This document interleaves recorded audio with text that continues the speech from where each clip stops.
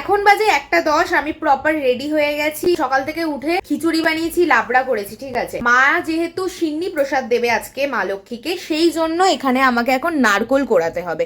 আমি শুধু নারকোল কোড়াবো, কারণ মা এখানে সব কিছু একদম টিপটপ করে গুছিয়ে নিয়েছে। তো চলো নারকোলটা এখন কুড়িয়ে নিই। আমার এখানে নারকোল কোড়ানো কমপ্লিট। মা এখানে বানাচ্ছে সিন্নি, মাও রেডি হয়ে গেছে। এই সিন্নি মাখানো হয়ে গেলে দেন আমি এই নারকেল নাড়ুর মোয়া, তারপরে অনেক কিছু আছে এখানে, এই থালাটা আমি গুছিয়ে নেবো। মাকে এখানে মালা পরানো হয়ে গেছে, সব কিছু গোছানো হয়ে গেছে, নাড়ুর থালাটাও গোছানো হয়ে গেছে। এখানে তো ফুল রয়েছে, ঠাকুর মশাই এবার আসবে, নিচেই পুজো হচ্ছে। আর এই ধুনো ধূপ এখন গুছিয়ে রাখা। হ্যাঁ, আমাদের গোছানো কমপ্লিট হওয়ার পরেই ঠাকুরমশাই চলে এসেছেন পুজো করার জন্য।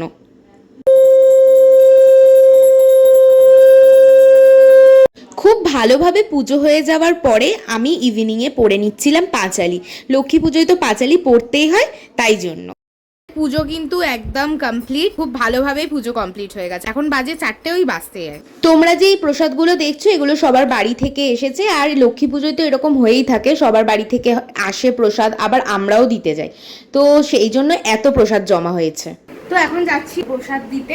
দিদাও আছে, এদিকে মা, আমরা 3জন মিলে যাচ্ছি।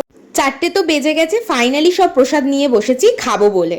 আমার তো সিন্নিটা খুব টেস্টি লেগেছে, আমি আগে সিন্নিটা খেয়ে নিয়েছি। মা খাও।